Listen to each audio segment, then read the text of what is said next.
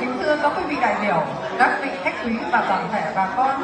Lời đầu tiên cho phép tôi thay mặt Tổ văn nghệ gửi tới các quý vị đại biểu, các vị khách quý và toàn thể bà con lời chúc sức khỏe và lời chào trân trọng nhất.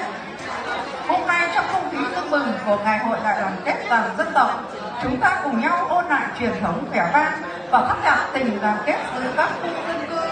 Đây là dịp để chúng ta cùng nhau nhìn lại những thành tựu đã đạt được, đồng thời là cơ hội để chúng ta gắn kết thêm, cùng nhau xây dựng một cộng đồng vững mạnh và phát triển.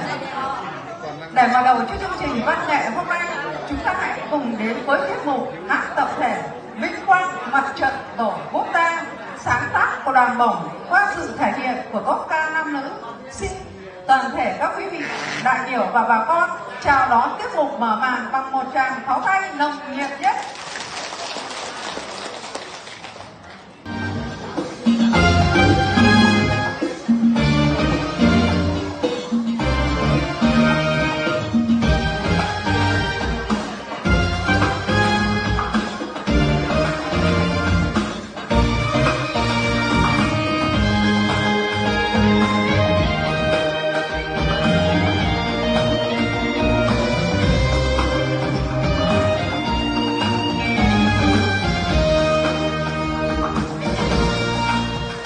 Vinh quang thay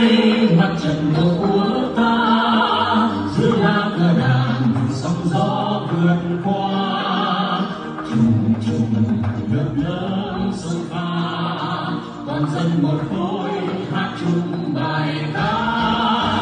muốn có tin hướng về anh Thái Dương, giao lưu kinh thường một mái nhà chung, người người cùng xa thương vai nhau, niềm tin mừng bước tiếp theo lời ca. Đoàn kết đại đoàn kết, thành công đại thành công, ngàn xanh non nước tiếng hồng, mặt trận ta mãi sắc hoa tươi hồng. Đoàn kết đại đoàn kết, thành công đại thành công, ngàn xanh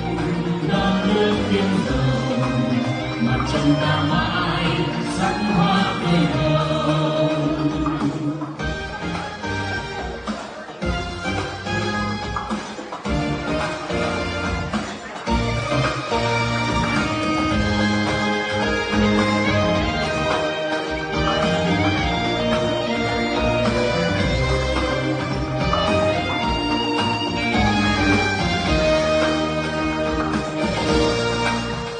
Vinh quang thay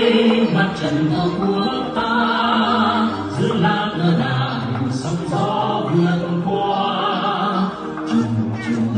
nước lớn sông pha, toàn dân một khối hát chung bài ca, muốn có tin hướng về anh Thái Dương, giao lưu tình thường một mái nhà chung, người người cùng xa thương vai nhau, niềm tin vững bước tiếp theo lời vang. Đoàn kết đại đoàn kết, thành công đại thành công, tràn dần non nước tiếng hồng, mặt trận ta mãi sắc hoa tươi hồng. Đoàn kết đại đoàn kết, thành công đại thành công, tràn dần non nước tiếng hồng, mặt trận ta mãi